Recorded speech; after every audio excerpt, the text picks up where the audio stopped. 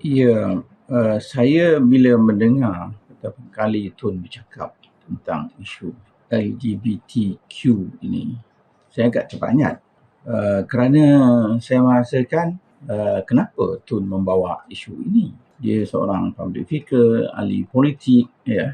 Jadi lama-kelamaan saya fikir Tun menjadi seorang negarawan yang bukan saja memikirkan masalah politik tetapi juga moral masyarakat. LGBT ini merupakan satu kehancuran terhadap moral masyarakat Islam dan masyarakat beragama. Ianya bukan saja Islam, ya, tetapi kalau kita membaca Bible, ya, kita tahu tentang fenomena kisah Sodom Gomorrah ini, ya. Jadi mereka orang Yahudi dan orang Kristian tahu, maknanya orang Islam juga macam tu, ya. Jadi sekarang fenomena ini sedang merebak dan menjadi satu movement di seluruh dunia. Dan gerakan ini maksud saya ianya mendapat dana untuk mereka menyertai gerakan LGBT ini. Misalnya dalam filem kita tengok, ya. Saya dengar kawan saya yang terlibat dalam industri filem mengatakan bahawa sesiapa yang saja dapat membuat filem dan menyelitkan unsur LGBT ini, ianya akan dapat pendanaan. Sekarang ni mungkin di kalangan tuan-tuan dan puan sekian ada yang menengok siri Netflix yang bernama Manifest. Saya mengikut siri Manifest ini, tapi kemudian lama-kelamaan saya pun sedar bahawa ada karakter lesbian dan juga ada karakter gay di dalam itu. Dan berterusan sekarang ni. Jadi apa nak dicerita di situ adalah menganggapkan ia menjadikan satu perkara LGBT satu perkara yang biasa, yang lumrah, ya, bukan satu perkara yang pelik. Jadi tapi kita tahu bahawa dari segi agama ianya satu perkara yang merosakkan dari segi falsafahnya, dari segi ini, ya. Mereka memperjuangkan hak dan kebebasan ini, kebebasan individu, ya. Tidak menyebutkan masalah kekeluargaan.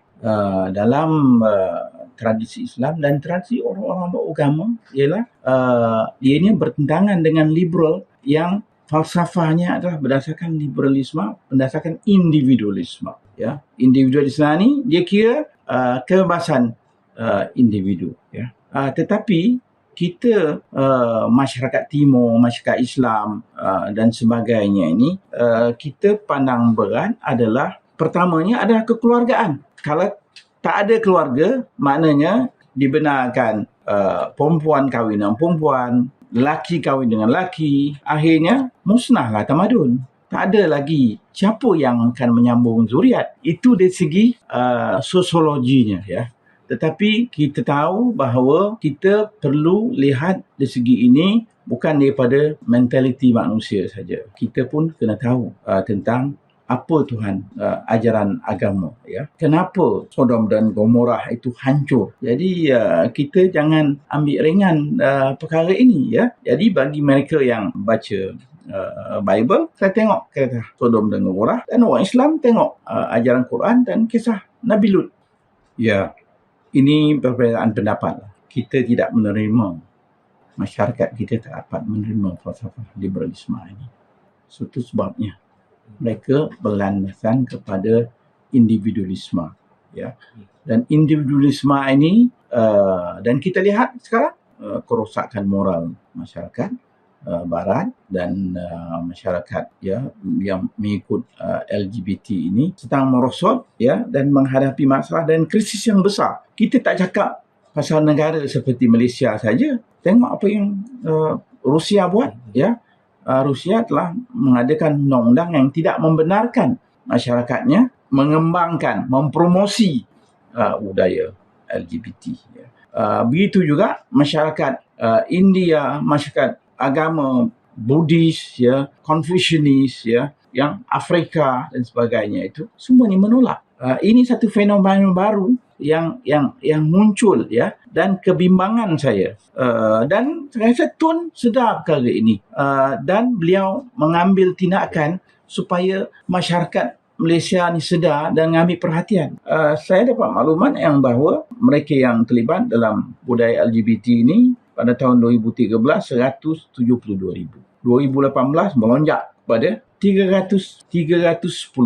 Kemudian tahun ini mencecah sampai 500,000 juta. Dia punya pelonjakan itu memang menakutkan. Ya, jadi saya rasa sebagai seorang negarawan yang bertanggungjawab, dia perlu menyedarkan masyarakat. Dan itu sebab saya rasa dalam segi itu saya kagum dengan usaha Tun Mahathir untuk membawa kesedaran ni di kalangan masyarakat. Ya, jadi kita pun kena mengingatkan kepada anak-anak kita tentang bahaya ini. Tapi bagaimana kita nak menyekat Netflix, nak haramkan filem Manifest? Dia tiap-tiap beberapa siri je akan ada agenda tersebut. Dia tidak melibatkan hubungan seperti itu, bercium sebagainya, tak ada. Tapi kita tahu apa yang digambarkan ialah sebagai satu gambaran suatu yang normal. Masyarakat satu yang kena respect. Yang tidak LGBT kena respect mereka yang LGBT.